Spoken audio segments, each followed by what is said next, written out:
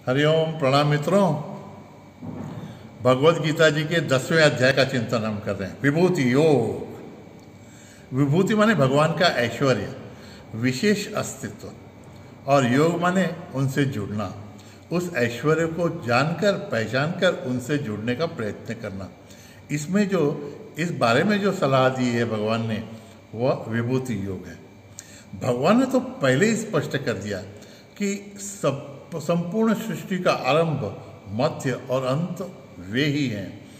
इस सृष्टि में उनके सिवाय कुछ और है ही नहीं।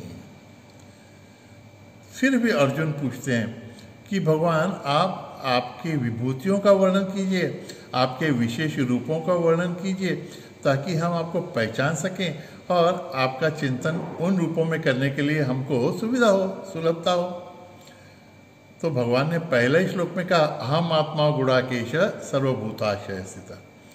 अरे अर्जुन, मुझे कहाँ ढूंढने जा रहे हो? सभी प्राणियों का आत्मा मैं हूँ, मैं स्वयं ही सभी प्राणियों के रूप में हूँ।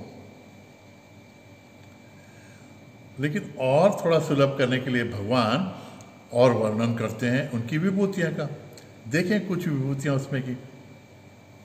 भगवान कहते हैं, सभी प्रकाशमान वस्तुओं में सूर्य मैं ही हूँ, सभी नक्षत्रों में चंद्रमा मैं ही हूँ, सभी जलाशयों में सागर मैं ही हूँ, सभी नदियों में गंगा नदी मैं ही हूँ, 12 महीनों में मार्गशीर्ष मैं ही हूँ, सभी ऋतुओं में बसंत ऋतु मैं ही हूँ, सभी वृक्षों में पीपल मैं ही हूँ, सभी अश्वों में उच्चैश्रवा मैं ही हूँ, सभी हाथियों में ऐरावत मैं ही हूँ, पानी में चलने वाली मछलियों के में मगर मैं ही हूँ, हवा में उड़ने वाले पक्षियों में वैनतेय मैं हूँ, हिंसक प्राणियों में सिंह मैं ही हूँ, और गायों में कामधेनु मैं ही हूँ, महर्षियों में भृगु मैं ही हूँ, देवर्षियों में नारद मैं ही हूँ, सिद्धों में कपिल मुनि मैं ही हूँ, मुनियों में व्यास मैं ही हूँ।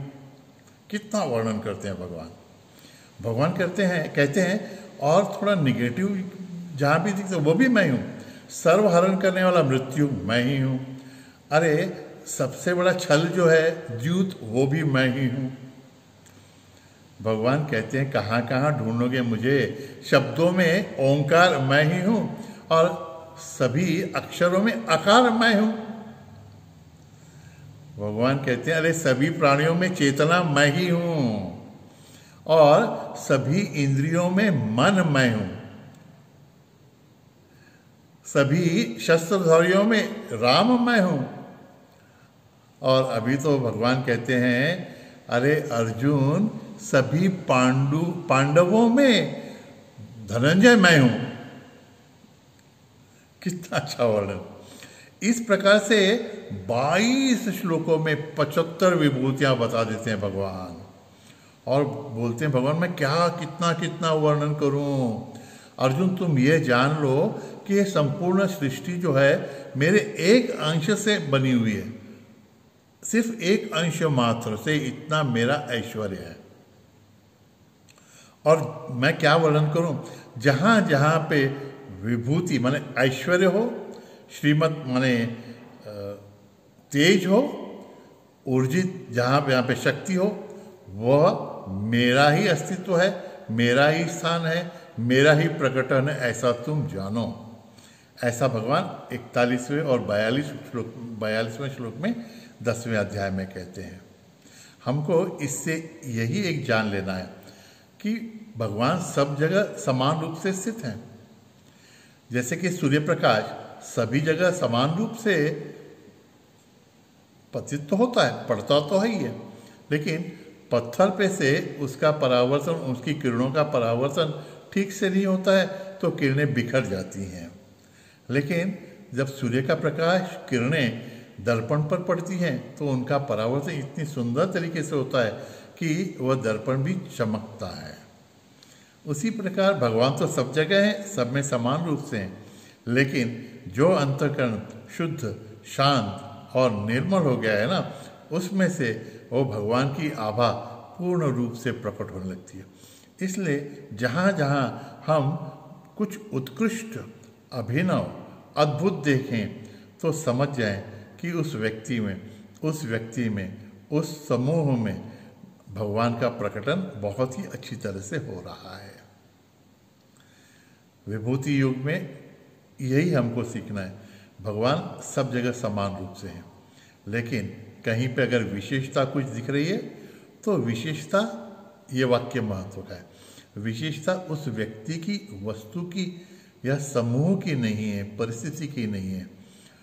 हाँ, उस वस्तु, व्यक्ति, परिस्थिति ने अपने को भगवान की अनुरूपता के अनुसार, अनुकूलता के लिए थोड़ा ढाल लिया होगा, लेकिन ऐश्वर्य जो है वह भगवान का ही है। इसलिए प्रशंसा हर परिस्थिति में भगवान की ही होनी है। 41वां श्लोक देख लेते हैं, जिससे हमारे ध्यान में आ जाएगा कि जहाँ कुछ भी अच्छा है वो भगवान का है। नहीं, वो भगवान ही है।